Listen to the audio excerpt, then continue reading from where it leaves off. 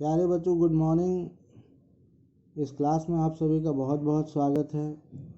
आज हम लोग इस क्लास में आपके टेक्स्ट बुक डहेलिया का चैप्टर 1 भी, जो कि एक पोएम है और उसका टाइटल है बी अ फ्रेंड। इस पोएम को हम लोग अपनी मातृभाषा हिंदी में सीखेंगे और मुझे विश्वास है कि इसे हिंदी में सीखने के बाद आप सभी बच्चे जब इंग्लिश में इस पोएम को पढ़ेंगे तो बहुत ही आसानी से आप समझ जाएंगे। तो बच्चों, ये poem be a friend Edgar A Guest के द्वारा, जो कि एक अमेरिकन पोएट थे जिनका जन्म ब्रिटेन में हुआ था। 1881 में उनका जन्म और 1959 में उनका देहांत हुआ। वे एक प्रसिद्ध कवि थे। उन्हें लोगों का कवि भी कहा जाता है क्योंकि वो एक बहुत ही प्रेरणादायक कवि थे और दैनिक जीवन के बारे में उनके जो आशावादी दृष्टिकोण थे, इस वजह से उन्हें लोगों का कवि भी कहा जाता है। बच्चों, उनकी ये कविता ये दोस्तों और दोस्ती के बारे में है। ये कविता हमें बताती है कि अच्छे फ्रेंड को कैसा होना चाहिए, यानी अच्छी दोस्ती की क्या गुण होने चाहिए, अच्छे दोस्तों के क्या गुण होने चाहिए। कवि जब इस कविता की शुरुआत करते हैं तो वे कहते हैं कि दोस्त बनो, आपको सबका दोस्त बनना चाहिए। इसके लिए आपको किसी भी तरह का पैसे की आवश्यकता नहीं है, बस आपके चेहरे पे मुस्कुराहट होनी चाहिए, आपके अंदर में दूसरों को मदद करने की भावना होनी चाहिए। किसी में अगर कोई कवि कहीं संकट में है तो उसकी तरफ मदद का हाथ बढ़ाने की भावना होनी चाहिए और इससे आप उसका आसानी से दोस्त बन सकते हैं। कवि कहते हैं कि जिनके कोई दोस्त नहीं है उनकी ओर हमें दोस्ती का हाथ बढ़ाना चाहिए, उनका दोस्त बनना चाहिए। बस हमें किसी को कुछ देने की इच्छा, चाहे वह किसी भी रूप में मदद हो, हमें उसका दोस्त बना देगी। तो कभी हमें प्रेरित करते हैं कि एक दोस्त बनो। इसके लिए तुम्हें सम्मान की ज़रूरत नहीं, दोस्ती एक साधारण कहानी की तरह दिखती है। तुम औरों की छोटी गलतियों को भुलाकर दूसरों के सच्चे प्रयत्न को निहारो और गौर से देखो। अपने से छोटों का हौसला बढ़ाओ, उस बच्चे पर दया दिखाओ जो दुखी है।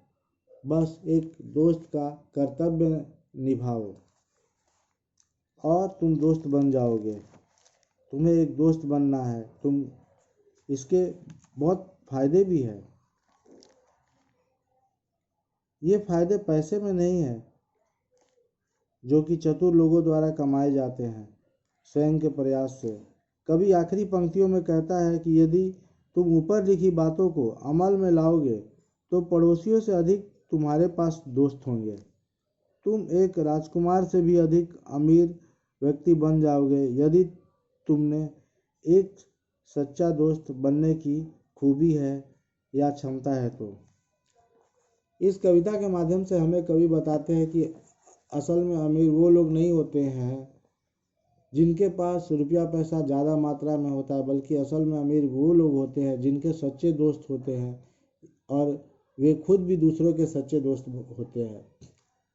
पहला पैराग्राफ में कवि हमें बताता है कि हमें दोस्त बनने के लिए किसी भी प्रकार के पैसे की आवश्यकता नहीं है। हमारे चेहरे पे मुस्कुराहट, दूसरों को देने की भावना, दूसरों की ओर मदद वाला हाथ बढ़ाना, ये सारी गुण जो है हमें दूसरों का दोस्त बना देंगे और एक अच्छे दोस्त में यही गुण होने चाहिए। जिसका कोई दोस्त नहीं है, जो अनबिफ्रेंडेड है, हमें उसका दोस्त बनने का प्रयास करना चाहिए और उसकी मदद करने का प्रयास ही हमें उसका दोस्त बना देगा। दूसरे पैराग्राफ में कवि कहते हैं कि हमें दोस्त बनना चाहिए, इसके लिए हमें सम्मान की आवश्यकता नहीं है। दोस्ती एक बहुत ही साधारण कहानी है। दूसरों की छोटी छोटी गलतियों को हमें माफ़ करना चाहिए और उनके प्रयत्न को, प्रयासों का सराहना करनी चाहिए। हमें उन पर दया करना चाहिए जो दुखी है और अपने दोस्त होने का छोटा सा कर्तव्य निभाकर हम जो है एक सच्चा दोस्त बन सकते हैं। कवि अंतिम पैरा में फिर कहता है कि एक दोस्त बनना चाहिए, इसके फ़ायदे जो है वो पैसे में नहीं गिने जा सकते हैं, जो कि चतुर लोगों द्वारा कमाए जाते हैं अपने प्रयास से। कवि आखिरी पंक्तियों में कहता है कि अगर हम लोग ऊपर लिखी बातों को अमल में लाएंगे तो हम लोग एक अच्छे दोस्त बन सकते हैं, और हम सभी के अंदर एक अच्छे दोस्त बनने की भावना है।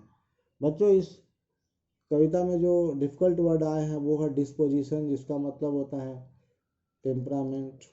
अनबिफ्रेंडेड हम लोग उसको बोलते हैं जिसका हैविंग नो फ्रेंड्स यानी कोई दोस्त नहीं होता है। ट्रिफलिंग हम लोग बोलते हैं तुच्छ चीज़ों को। साइंग यानी जो गहरी सांसें लेते हैं उसको साइंग बोलते हैं। सेल्फ एंडेवर जो हमारा अपना प्रयास होता है, ऑन एफर्ट, उसको हम लोग बोलते हैं। ग्लोरी का मतलब होता है काफ़ी सम्मान। धन्यवाद बच्चों, मुझे आशा है कि आपको ये कविता बहुत पसंद आई होगी।